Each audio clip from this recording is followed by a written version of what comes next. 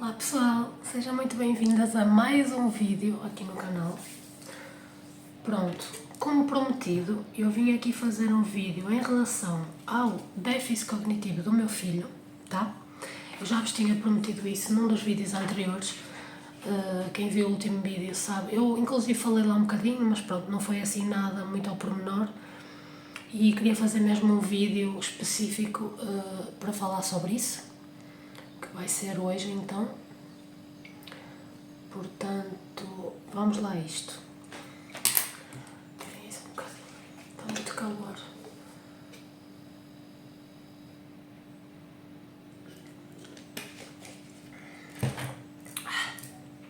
Agora sim. Pronto, então, eu venho-vos falar do déficit cognitivo do meu filho. O meu filho mais velho, para quem não sabe, tem déficit cognitivo. Ele já tem 12 anos, mas foi diagnosticado com 10 anos, ou seja, foi há 2 anos diagnosticado. Portanto, foi diagnosticado há muito pouco tempo. Por norma, é diagnosticado bem mais cedo, quando eles são pequenitos, quando andam na pré-escola ou no primeiro ciclo, etc. Mas pronto, nós quando ele andava no infantário reparámos que realmente ele tinha um certo atraso, um leve atraso, ou seja, estava um bocadinho mais atrasado em relação aos outros meninos, mas nós como pais não nos preocupámos porque cada criança tem o seu ritmo e nós quisemos respeitar também o tempo dele, não quisemos estar a pressionar muito em relação a isso e fomos vendo, fomos deixando ir e fomos vendo. Mas pronto, realmente era um problema e nós já poderíamos ter investigado mais a fundo mais cedo, não é? Mas pronto, nós como pais, pronto, decidimos assim, aceitámos simplesmente, não achámos que era nada assim mais grave, não é? E eu acho que como nós, muitos pais, não é? Não vamos logo pensar no pior, nós acreditamos sempre nos nossos filhos e às vezes demora para a gente ver que realmente tem ali um problema, não é? Ou então às vezes nós até vemos, mas custa-nos a aceitar. Por exemplo, nós às vezes até vemos mesmo, só que é complicado, é complicado. Às vezes nós para aceitar é mais difícil e parece que nós estamos a ver, mas não queremos aceitar e estamos numa tipo rejeição, entre aspas, porque pronto, é uma coisa que nenhum pai deseja para os seus filhos, não é? Então é uma situação um bocado difícil de aceitar e há que saber lidar com isso, há que saber procurar ajuda e profissionais, não é? Para nos ajudar, quer para os nossos filhos, quer para nós mesmos, não é? Nós como pais. Pronto, então eu trouxe aqui o meu caderninho, pus aqui alguns apontamentos, porque há coisas que não vos sei explicar especificamente e então apontei aqui alguns pormenores para não estar a induzir ninguém em erro, para o caso de vocês quererem saber, ou os vossos filhos também terem déficit cognitivo e vocês realmente se quererem informar melhor, eu vou-vos falar realmente o que é e um bocadinho da minha experiência, que acho que possa ajudar muita gente. E então vamos lá, vamos começar pelo princípio. Pronto, como vocês sabem, já vos disse que o meu filho tem 12 anos, foi diagnosticado bem tarde, que foi só há 2 anos, ele foi diagnosticado, tinha 10 anos e hoje tem 12, tá? Ele passou para o 6º ano, graças a Deus tem passado de ano, não é? Mas pronto, porque depois tem as medidas adicionais na escola e tudo isso, não é? Que são medidas específicas para quem tem déficits e deficiências e problemas. Portanto, também ajuda, é todo um acompanhamento por profissionais que ajuda também eles a passarem de ano e a não ficarem para trás, porque isso então dificulta a situação toda, não é? Pronto, então, o déficit cognitivo, e vocês perguntam, o que é o déficit cognitivo? Pronto, o déficit cognitivo é um desenvolvimento abaixo do esperado nas suas capacidades mentais, ou seja, por exemplo, o meu filho, eu vou agora falar no meu filho, não é? Todo o tipo de aprendizagens dele são mais lentas. Não quer dizer que ele não aprenda. Ele aprende, mas são bem mais lentas. Por exemplo, na aprendizagem, o que mais afeta o déficit cognitivo é a aprendizagem, a atenção, afeta muito a atenção. Por exemplo, ele está na escola, na secretária, se o coleguinha do lado estiver, por exemplo, a brincar com o lápis, ou assim com a caneta, ou deixar cair alguma coisa, ele já olha para o coleguinha e já esquece o que estava a fazer, já nunca mais apanha o fio à meada. Distrai-se totalmente. A professora, por exemplo, está a explicar alguma coisa, de repente ligam-lhe, a professora tem que se ausentar um bocadinho, ou mexe no telemóvel, nem atende, mas mexe no telemóvel, aquilo já é distração. Ele já perde o raciocínio. Se ele estivesse a escrever, por exemplo, uma frase, ou a tentar preencher alguma coisa, uma palavra, ou o que seja, mesmo até um desenho, ele perde-se ali. E depois tem que recomeçar. Ele não dá continuidade, aquilo depois é um recomeço. Por isso é bastante complicado, quer para nós pais como para os profissionais, professores, psicólogos e etc. Afeta muito mesmo na memória. O meu filho não fixa nada. Por exemplo, uma pessoa diz-lhe, sei lá, olha, por exemplo, amanhã tens ali, preparei-te a roupinha para levares para a escola, uma t-shirt verde e umas calças azuis, por exemplo. Passado que é 1 hora, uma pessoa pergunta, olha, onde é que está a t-shirt verde que eu pus ali? Ele diz, não sei. A roupa que estava ali para vestir, para levares para a escola. Não sei, mãe, não sei, não faço ideia. Pega, se for preciso, põe em algum lado e já não sabe, nem sabe qual é a t-shirt verde, nem sabe onde está. Simplesmente ele elimina da memória muito rápido. Ele faz as coisas, é tipo memória de peixe, ele faz as coisas e já esqueceu. É assim que funciona. Não se pode dar, por exemplo, coisas importantes como chaves de casa, telemóveis, porque ele pousa, esquece em qualquer lado. Ele não é um menino que tem esse tipo de responsabilidade ainda, mas ele evolui, ele pode evoluir com o tempo. Não tem mesmo cura, mas ele evolui com o tempo e pode ficar completamente autónomo e responsável nesse aspecto. Mas agora temos um longo caminho pela frente ainda. Pronto, e por último, afeta muito o raciocínio. Ou seja, por exemplo, resolver problemas de matemática, e ele até é bom a matemática, ele decorou logo os números, sabe fazer contas porque decorou os números, não é? Porque o meu filho ainda não o lê. Não é o abecedário completo, ele ainda não decorou. Teve muita dificuldade em decorar, só consegue escrever o nome porque desde que entrou para o primeiro ano e para a pré-escola, sempre repetiu o nome, o primeiro e o último, sempre copiou e acabou por decorar, pronto, e sabe escrever o nome. Porque em todas as fichas, cadernos, sumários, ele tem que escrever constantemente, então acabou por decorar e sabe escrever sem erros. Mas o raciocínio, a resolução de problemas de matemática, ele já não consegue ler uma frase até ao fim.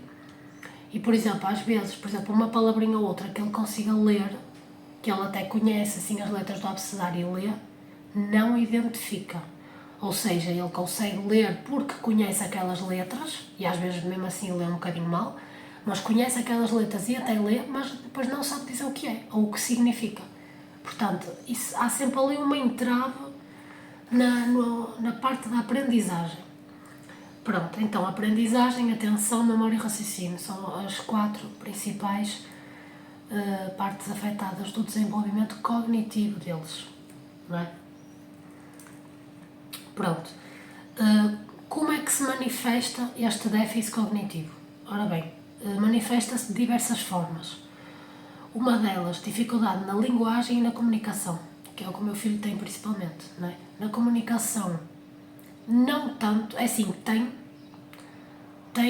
mas por exemplo, se for assim, dentro do seio familiar, entende-se melhor porque nós puxamos por ele e ouvimos-lo mais a fundo, ele conversa mais a fundo. Mas, por exemplo, se ele for a um sítio público qualquer a resolver alguma coisa, ou mesmo na escola, que seja, com os amiguinhos, ele fala normal e algumas palavras que ele diz errado, mas não é que se note muito, não chama muita atenção.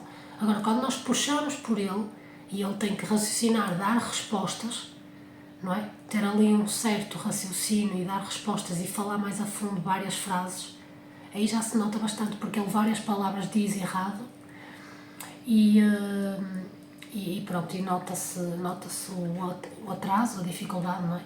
Fica mais nítida. Problemas na realização de tarefas diárias, por exemplo, ele agora veste-se sozinho, mas até há bem pouco tempo ele não se vestia sozinho. Uma coisa que ele não faz sozinho é, por exemplo, tomar banho sozinho.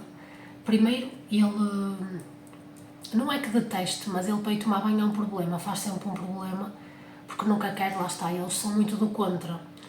Eles há muitas tarefas diárias que eles rejeitam. Ele tem...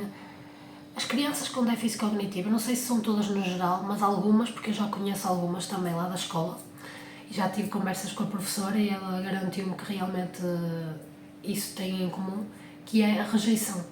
Quando as crianças sentem que têm dificuldades, rejeitam. O meu filho, por exemplo, não é, ele diz que não gosta de tomar banho, mas não é que não goste, mas ele, por exemplo, na hora de ir tomar banho, antes do jantar ou antes de ir para a cama, não vou. Não quero porque agora quero estar aqui sentada, porque agora quero eu estar a ver televisão, porque agora não se quer chatear, percebem? Primeiro que ele levante e que vá fazer as coisas é difícil, depois é não, não, não, não, não. Depois às vezes vai contrariado, não é? Nós insistimos, que remédio, tem que tomar banho, tem que ter higiene, não é? Vai tomar banho contrariado, depois se for preciso entra no banho e fica lá a brincar com o irmão, com brinquedinhos, bolinhas e depois se for preciso já nem quer sair. Percebem? Ele gosta de tomar banho, é aquela preguiça, é aquela rejeição do não querer ir. Não quero agora. Fica para amanhã, fica para depois da manhã. E ele, por ele, ficava o mês inteiro sem tomar banho. Pronto. Portanto, esse descuido também tem muito a ver com a rejeição, com a preguiça, tem muito a ver também com esse atraso todo. Tudo isso envolve a rejeição. Ele simplesmente não quer, não acha importante, não quer e não quer. Pronto. Nós, como pais, temos também que nessa altura também temos que ser firmes e não desistir deles, porque eles próprios às vezes desistem um bocadinho deles. Desistem das coisas até que gostam de fazer. Por exemplo, a piscina. O meu filho durante o ano todo escolar andou na piscina e ele agora não quis. Ele está de férias de verão, 3 meses, e não quis continuar na piscina, não quer ir. Não quis permanecer lá. Agora passou para o 6º ano, quando passar para o 6º ano vai continuar com a piscina, que é uma vez por semana, mas não gostam de manter aquela rotina, não gostam. Não, é muito complicado o dia a dia às vezes. Pronto, e manifesta-se também na interação social, lá está. Quando é uma interação social mais a fundo, ou com profissionais, por exemplo, sei lá, terapeutas, psicólogos, professores, que lidam com ele assim mais a fundo diariamente, não é? Que lhe fazem perguntas, e ele tem que fazer trabalhos, tem que saber, não é? Tem que ter ali o pé no chão e eles apercebem-se logo que ele tem um déficit, não é? Agora, claro que todos sabem, mas nós quando começamos a investigar, quando o levamos à pediatra, quando começamos a investigar mais a fundo, ele teve que fazer vários exames, vários, que eu já vou falar mais à frente. Teve que investigar tudo, teve que fazer exames a tudo, porque é difícil identificar o déficit cognitivo, sou sincera, é bem difícil identificar. Porque lá as professoras na escola dizem é preguiça, é desleixo dos pais, é porque se calhar em casa não puxam por eles. E muitas das vezes ele levava os trabalhos de casa por fazer, quando era no primeiro ciclo, não é? Levava muitas vezes, porquê? Porque ele rejeitava em casa. E nós como pais trabalhávamos os dois por turnos, trabalhávamos no hospital, tanto eu como o meu marido. E o meu segundo filho ainda não existia, ainda não tinha nascido. E a nossa rotina era muito acelerada, era muito corrida. Eu chegava à casa, ainda tinha que fazer as coisas, tinha que cozinhar, depois saía o meu marido, depois fazia eu as coisas, levava, depois saía eu, depois chegava o meu marido, depois chegava eu. Isto era uma correria, fazíamos turnos da noite, turnos diurnos, às vezes dias inteiros, 12 horas. Chega a um ponto que uma pessoa não sabe mais o que é que vai fazer. Fica assim muito complicado, fisicamente e psicologicamente. Estou um bocadinho doentita, por isso é que a minha voz está assim um bocado estranha. Eu estou entupida e estou doente. Pronto, então as 3 principais é estas: dificuldade na linguagem e comunicação, problemas na realização de tarefas diárias, não é? Vestir sozinho, apertar os atacadores, tomar banho, isso são as principais para o meu filho, entre outras, não é? Interação social, pronto. Causas do déficit cognitivo. Ora bem, isto é uma pergunta assim um bocado polémica, quer dizer, não digo polémica, mas difícil de responder. Porquê? Porque eu já perguntei à pediatra do meu filho e ela disse que causas específicas que não sabe dizer, não é? Não há assim uma causa que uma pessoa diga, olha, o seu filho tem déficit cognitivo por causa disto. Não. Mas há várias causas que poderão ser, que não quer dizer que sejam. Por exemplo, fatores genéticos.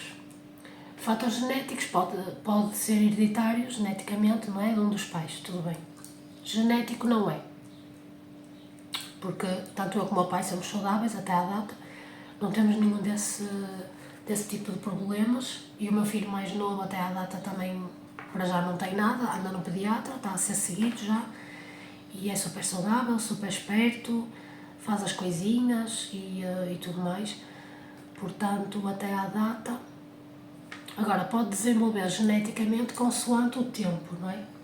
Portanto, pode, consoante a evolução da criança, o crescimento da criança, pode aparecer por alguma causa, não há assim uma causa específica. Depois, fatores ambientais, por exemplo, eu tive uma conversa com a pediatra dele, uma altura, e ela disse-me que os fatores ambientais consistem em quê? Eu achei que tinha a ver com, por exemplo, com fatores ambientais mesmo, por exemplo, com respirar o ar poluído, sei lá, a poluição do ar, fumaças, esse tipo de coisas, que podia, mas ela diz que também, não é? Mas não é tão comum, porque teria que ser mesmo uma quantidade absurda para afetar assim tanto o cérebro, não é? Para daí originar um déficit cognitivo. Os fatores ambientais quer dizer que, por exemplo, quando a criança mal entra para a escola, ou mesmo no seio familiar, não é? Que sofre, por exemplo, de bullying, ou qualquer tipo de violência, mesmo física ou verbal, ou seja o que for, se isso for consistente, tanto na escola ou em casa, se acontecer isso sistematicamente, pode originar um déficit cognitivo. Não é? Pode originar esse problema. Porque a criança está constantemente a ser submetida a essa situação. E a criança não sabe lidar com isso.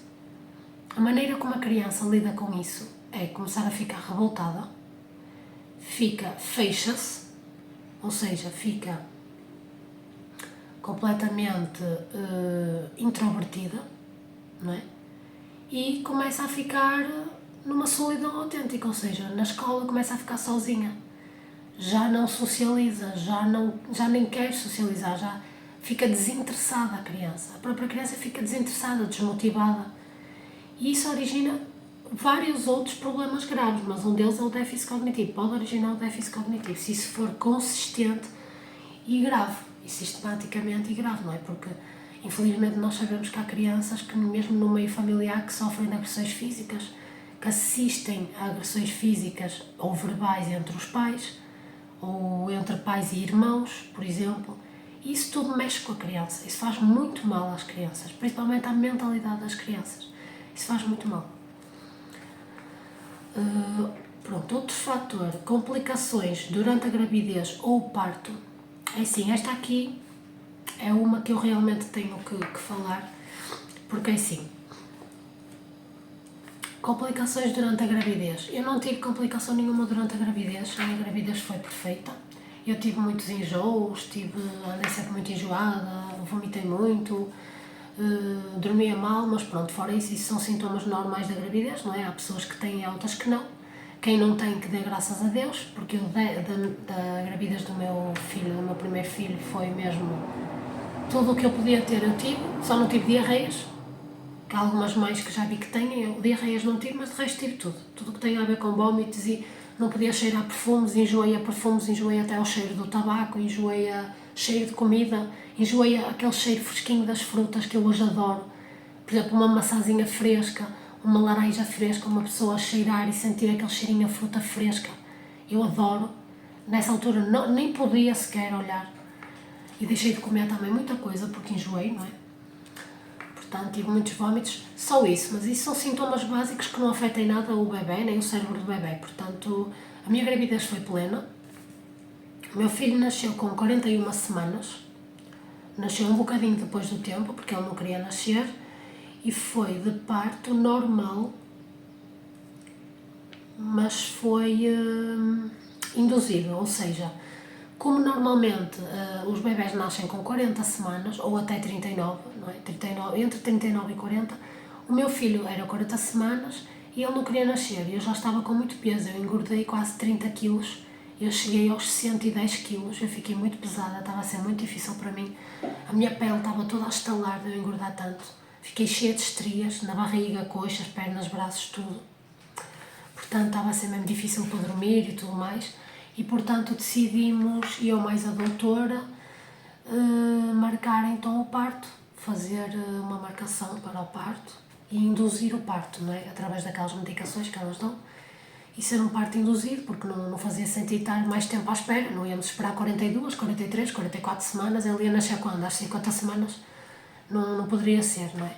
Ele estava completamente formado, desenvolvido, estava pronto para nascer e então induzimos o parto. Até aí tudo bem, correu tudo bem. Agora, na altura do parto, é que foi mais complicado. Porquê? Mesmo o parto induzido, não é? Eu comecei a ter logo contrações e comecei logo a entrar em trabalho de parto ao fim de, acho que foi 9 horas, 8, 9 horas. Eu tive 8, 9 horas com contrações, não é? Fazer a dilatação, demorou bastante, porque é o primeiro filho, não é? Demorou algum tempo a fazer a dilatação. Consegui fazer a dilatação na totalidade, demorou mais ou menos 9 horas e depois entrei mesmo em trabalho de parto. Ou seja, já estava em trabalho de parto, mas começou mesmo a fase da expulsão, digamos assim. E daí em diante, vocês acreditem ou não, mas levou 16 horas que eu tive em trabalho de parto para ter o meu filho, porque ele estava muito grande, ele nasceu com 4 quilos, ele já estava com 4 quilos, 52 centímetros, e eu mesmo com a dilatação toda e parto induzido com medicação, mesmo assim foi que foi. Foi muito complicado. Foi muito complicado. Eu estava a ver que ainda ia ter que ir para a cesariana, mas elas não quiseram. Disseram que iam tentar o parto normal até ao máximo, não é? Só se não desse mesmo em último caso alguma emergência que passaríamos logo para a cesariana. Até lá não quiseram tentar, portanto foi parto normal e acabou por ser. Eu tive 16 horas em trabalho de parto e ele nasceu com o auxílio de ventosas, aquelas ventosas para auxiliar o parto. Portanto, ele na altura ficou com a cabecinha toda marcada, porque aquilo marca, a ventosa puxa e faz ferida. Ele ficou com a nuca, ficou com um círculo em ferida, marcado na nuca, e aquilo ganhou crosta. Nós tivemos de estar a pôr pomadinhas e tudo, foi mesmo horrível, eu fiquei tão preocupada. A sério. Eu, na minha ideia, a ventosa não magoava o bebê, certo? Se é para ajudar ao parto, não magoava o bebê, não sei. Eu era mãe do primeiro filho, na minha ideia, quando eu vi ele cheio de ferida na cabeça e a ganhar crostas grossas, que nós tínhamos de estar a pôr pomada, para aquilo sair assim um círculo grande, na nuca. Ai meu Deus. Eu entrei, eu até chorei, eu fiquei muito nervosa. Aquilo para mim foi um choque, porque nós mais não somos avisadas desse tipo de coisas, não é? Nós somos avisadas, eu até inclusive tive algumas aulas de parto, de trabalho de parto, não é? Aprender a respiração, esse tipo de coisas, movimentos, a dar as caminhadas, aprender um bocadinho como é que podíamos facilitar o parto, mas não nos ensinaram nada disso. Esse tipo de ensinamentos nós não tivemos lá. E isso às vezes dava jeito, não é? Porque nós nunca sabemos o que é que pode acontecer no nosso trabalho de parto e a maneira que nós podemos agir ou decidir certas coisas, não é? Elas perguntaram, olha, nós vamos precisar do auxílio da ventosa, concordo? Eu concordo, não é? Estava ali em sofrimento, o que é que... Levei epidural, mas mesmo assim estava completamente em sofrimento e eu aceitei. E teve mesmo que ser, porque senão eu não sei como é que ia correr, e acho que ia correr um bocado mal. Mas ele ficou cheio de feridinhas, mas pronto, aquilo também uma semana e meia sarou tudo e passou, pronto. Depois do parto ele nasceu, grande, como eu já vos disse, com 4 kg, 52 cm, também alto, não é? Já comprido. E depois eu tive 12 dias de internamento, eu fiquei lá internada 12 dias com ele. Porque ele não foi dado a mim no meu colo, ele não esteve comigo, ele foi direito para a neonatologia, porque ele ao nascer teve problemas respiratórios, ele vinha com... Ele engoliu o mecónio, que é o líquido da bolsa, não é? Porque como o parto foi induzido e estouraram a bolsa, e demorou 16 horas, ele teve a ingerir os líquidos do parto, aquele tempo todo, não é? E, portanto, teve que ser aspirado e quando nasceu não chorou logo, não chorou, aliás, eu não o ouvia chorar. Durante o tempo que ele nasceu e esteve ali à minha beira, tiveram a aspirá-lo, tiveram a limpá-lo, a embrulhá-lo, só chegaram assim a mim, eu vi e eles foram logo com ele para a neonatologia e meteram-no numa incubadora e a partir daí ele ficou lá e nem o ouvia chorar sequer.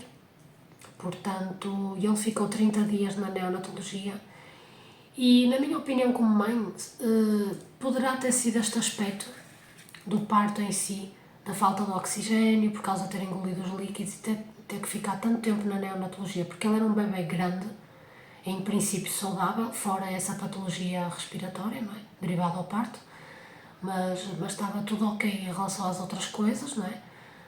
Ele fez o teste do pezinho e tudo, que é aquele teste para saber se tem alguma deficiência, algum problema assim mais sério, e estava tudo negativo, não acusou nada. Teve que fazer análise ao sangue, fez também, não acusou nada. Entretanto, depois de o aspirar, ainda lhe darem banho e tudo mais, a respiração, as saturações voltaram ao normal, estava tudo ok. Ainda assim quiseram permanecer lá com ele durante 30 dias. Portanto, ele ficou lá os 30 dias na neonatologia e o mais triste foi que eu fiquei 12 dias internada. Ao fim dos 12 dias tive alta do hospital e ele continuou lá até ao 30º dia. Isso custou-me mesmo muito sair do hospital. Eu não desejo a ninguém, a sério. Vocês comentem aí abaixo se alguma mãe já passou por isso e se concorda comigo, que realmente é muito ingrato, mas é uma coisa que tem que ser feita. Mas é muito ingrato. Nós vimos para casa e ficámos sem o bebê. E eu entrei assim numa fase bem complicada, fui um bocado abaixo, fiquei assim desmotivada, fiquei triste, só chorava, sentia-me sozinha, sentia-me culpada, olha, milhares de sentimentos que eu sentia naquele momento. E lá no fundo eu sei que eu não sou culpada de nada, não é? Eu não tenho culpa, nem eu nem a criança, como é lógico, mas foi um turbilhão de sentimentos e foi complicado. Depois ele ficou internado lá 30 dias, depois teve alta após os 30 dias e veio para casa, que foi a minha felicidade. A partir daí correu tudo muito bem. Depois, o que eu tenho aqui mais para dizer, em relação ao déficit cognitivo, é o seguinte: se vocês notarem que os vossos filhos têm algum tipo de atraso na linguagem, na fala, na escrita, na compreensão, que seja atenção, que seja, por exemplo, na memória, não é? Simples, às vezes simples brincadeiras, simples puzzles, vocês veem que há ali um atraso qualquer na memória, vão logo ao pediatra, investiguem, porque assim vocês não perdem nada. Vocês têm pediatra até pelo hospital público, não precisam de pagar. Quem tem possibilidades para o privado, ótimo, porque acaba por ser mais rápido e se calhar até melhores especialistas, digamos, não é? Mais prestáveis, que uma pessoa marca a consulta mais rapidamente, mais facilmente, não é? Do que no público, temos que ficar nas listas de espera. Isso afeta muito as crianças, não é? Para quem precisa logo, uma consulta tem que ser seguida logo, que isso demora, são várias consultas, não é? E depois às vezes tem que passar para outros profissionais, outras especialidades. Por exemplo, o meu médico de família passou para o meu filho pedopsiquiatria. Ele precisava de consultas urgentes de pedopsiquiatria, mas até hoje não há vaga. Eu já estou há 1 ano à espera de vaga para consultas de pedopsiquiatria. Até hoje não tive resposta. Isso é triste, mas pronto. Nós temos que esperar, porque agora é assim. Eu neste momento também estou desempregada. Entretanto, já tenho novidades, já correu tudo muito bem naquela situação que eu tive em tribunal. Correu tudo muito bem e, se Deus quiser, vou trabalhar daqui a nada, já falta muito pouco. E a minha vida vai voltar à normalidade, mas pronto. Até lá tenho que continuar em consultas pelo público e ele agora também tem a terapeuta dele, ele até gosta da terapeuta, ela é fixe, é simpática, é muito prestável. Eu tenho o contacto pessoal dela, qualquer dúvida posso ligar para ela, não é? Tenho já essa intimidade, digamos assim, com ela, portanto, em princípio, se calhar também não vou trocar, não é? Mas qualquer tipo de exames ou coisas assim mais urgentes posso recorrer ao privado, porque depois eu vou ter a ADSE, que é o plano de saúde, não é? Portanto, é sempre com participar das consultas e exames, portanto é melhor, não é? E a intervenção, que eu estava a dizer, a intervenção para os vossos filhos tem que ser o mais cedo possível, porque quanto mais cedo os especialistas, os profissionais intervirem, mais rápido os vossos filhos, no caso, ou o vosso filho, evolui e consegue recuperar, não digo recuperar, mas consegue com que a aprendizagem se desenvolva mais rápido naquela fase. Ou seja, acaba por desenvolver muito mais rápido e em diante. Porque eles estão em fase de crescimento, não é? Eles crescem rápido. Eles hoje estão no primeiro ano, amanhã estão no sétimo. É assim. E, portanto, eles socialmente e pessoalmente, eles têm que desenvolver. Quanto mais rápido, quanto mais isto se atrasar, não é? Digamos assim, pior é para as crianças de hoje em dia e para nós pais, que temos que lidar com toda essa situação e nesse aspecto nós podemos fazer o nosso trabalho em casa, ajudar os nossos filhos em tudo que nós pudermos e no máximo que pudermos, mas somos um bocado impotentes nesse aspecto, porque nós não somos profissionais. Nós claro que podemos ajudar e falar, conversar muito com eles, explicar muito, ter muita paciência, insistir, nunca desistir, insistir nas coisas, nas tarefas, nas coisas, que as crianças, elas têm muito aquela atitude de rejeição, de desistência derivada da desmotivação e tudo mais, não é? Ficam tristes, têm a noção que não sabem aquilo, para que insistir, eu nunca vou aprender, depois desinteressam completamente e é um problema muito grande para dar a volta a isso. Para reverter isso é assim uma situação complicada e quanto mais velho as crianças forem, pior é, porque depois vocês têm que lidar com a personalidade da criança, não é? Se já for assim a respondona, porque o meu filho já está a entrar na adolescência, não é? Ele já é respondão, ele já, não é? Já é assim meio autoritário, já quer o que quer e não quer o que não quer. Então é complicado. Quanto mais cedo for, melhor é para reverter toda a situação, não é? E para fazer com que eles evoluam e que consigam ficar praticamente autónomos em tudo, não é? Pronto, e portanto, eles, por exemplo, têm a terapia ocupacional. É uma das terapias que o meu filho tem, não é? Terapia ocupacional que ajuda a desenvolver habilidades de motricidade fina, coordenação e autonomia em atividades diárias. Lá está. Isto que eu acabei de vos falar. Outra terapia que o meu filho não precisou, mas ele tem problemas na fala, mas até agora não foi preciso, que é a terapia da fala. Muitas das crianças com déficit cognitivo precisam da terapia da fala porque não conseguem mesmo expressar-se, não é? A parte do meu filho, dele não se conseguir expressar, é mais emocional, tem mais a ver com sentimentos ou com o que ele quer e o que não quer. E para isso, ele teve que ter psicologia. Ele tem uma psicóloga para se saber expressar emocionalmente e lidar com frustrações e esse tipo de coisas emocionais e psicológicas. Pronto, é mais essa parte que o meu filho tem mais dificuldade. Terapia da fala não precisou, tenho um psicólogo que também ajuda muito a desenvolver atividades de aprendizagem, socialização principalmente, e superar dificuldades pessoalmente, quer a nível pessoal, quer a nível escolar, não é? E depois, apoio familiar. Aconselham, normalmente os pediatras e os especialistas aconselham aos familiares terem apoio, ou seja, psicólogo ou psiquiatra ou o que seja. Aconselham mais o psicólogo ou o psiquiatra, pronto. Depois isso é consoante cada um, não é? Porque ajuda a lidar com as adversidades e os problemas que o déficit cognitivo pode trazer a longo prazo, não é? Diariamente traz bastantes problemas e nós como pais é muita ansiedade, é muito stress, às vezes também desmotivamos, também nós podemos entrar em depressão, podemos entrar em burnout, podemos andar esgotados porque é trabalho, é lida da casa, é mais os filhos, também temos problemas no trabalho, às vezes também problemas na vida social, toda a gente tem, não é? E depois é estes problemas diariamente, que às vezes é uma coisa muito simples, como, por exemplo, o que eu falei há bocado, tomar banho, que vocês provavelmente aí em vossa casa dizem, bem meninos, vamos tomar banho. A maioria das crianças, o meu sobrinho, por exemplo, faz uma festa, vai logo a correr para tomar banho, leva os brinquedinhos e lá vai ele. Aqui não funciona bem assim. Uma pessoa diz vai tomar banho e já é um 31 e porque não quer, porque não me apetece hoje, fica para amanhã, depois eu amanhã tomo. E uma vez eu fiz isso, então pronto, estamos amanhã. Chega o dia seguinte, olha, vamos tomar banho, e hoje não, fica para amanhã. Então é um bocado complicado, tem que se insistir, não se pode desistir, tem que se insistir porque eles têm que fazer as coisas, principalmente as tarefas diárias de higiene básica. Isso é uma questão de educação mesmo, e nós não podíamos facilitar porque mesmo a lavar os dentes, a cortar as unhas, é um problema.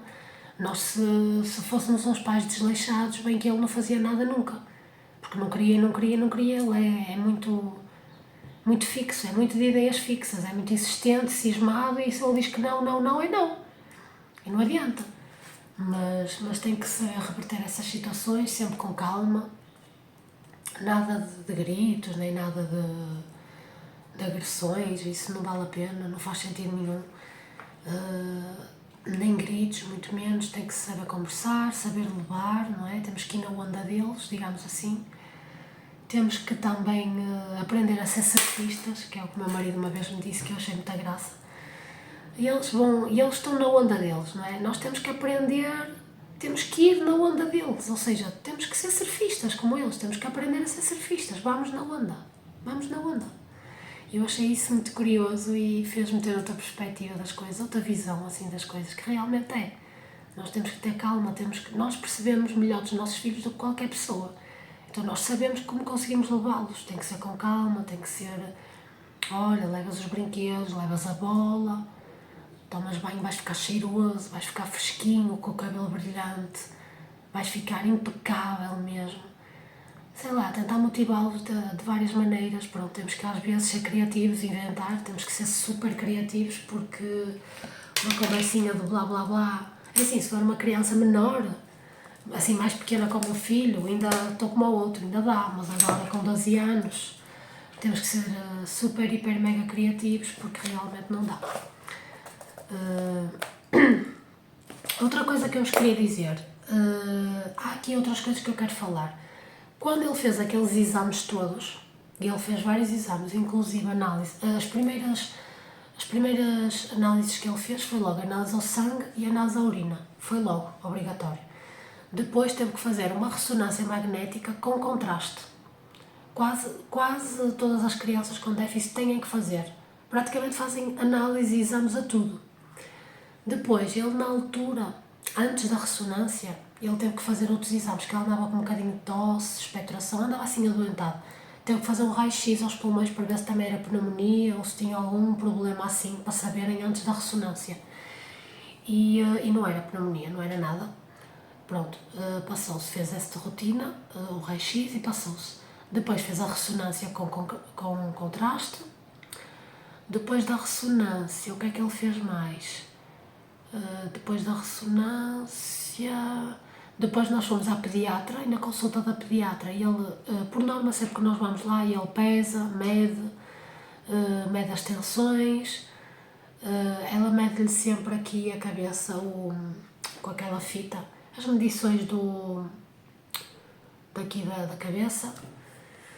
Pronto, faz essas coisas básicas, sempre para saber a evolução dele, aponta lá os níveis, tudo mais, e pronto, e a partir daí eu agora não me recordo se ele fez mais alguns exames ou análises. Depois ele vai repetindo as análises ao sangue, a urina nunca mais fez, não foi preciso, mas vai repetindo sempre as análises ao sangue porque também ele tem outro tipo de problemas, não é?